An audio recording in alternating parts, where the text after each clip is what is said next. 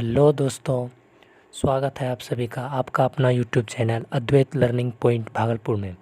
मैं हूं आपका दोस्त अमन कुमार। आज हम लोग सैनिक और उसके खाद्य सामग्री से संबंधित सवालों को सीखेंगे। तो चलिए बिना समय गंवाए शुरू करते हैं।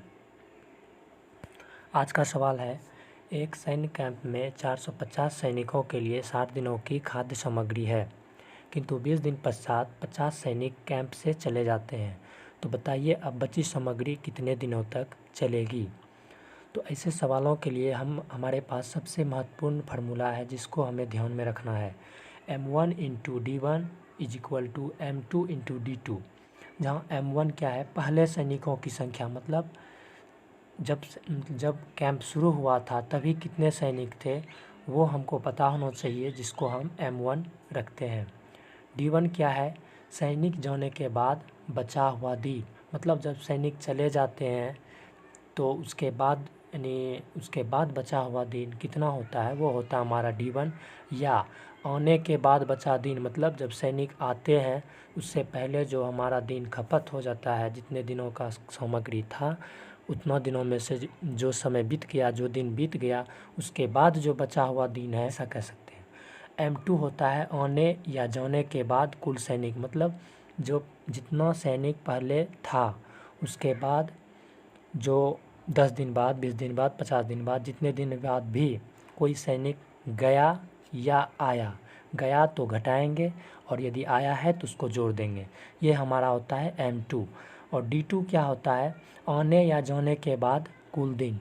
इसका मतलब है कि यदि कोई सैनिक आता है तो उसके बाद हमारा भोजन कितना दिन तक चलेगा वो बताएगा हमारा D2। यदि कुछ सैनिक चले गए हैं तो उसके बाद हमारा भोजन कितने दिन तक चलेगा ये बताता है हमारा D2। तो चलिए हम लोग सॉल्यूशन की ओर चलते हैं।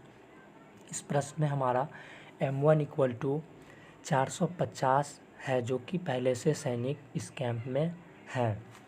उसके बाद D1 हमारा, आपको पता है कि सैनिक 20 दिन के बाद 50 सैनिक कैंप से गए हैं, तो हमारा D1 हो जाएगा 60 में हम 20 घटा देंगे तो बराबर 40 दिन।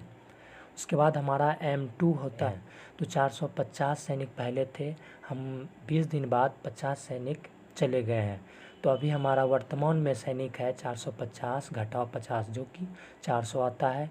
और D2 यानी कि अब कितने दिन तक भोजन चलेगा, अंत में आपको पूछा गया अब बची की सामग्री कितने दिनों तक चलेगी।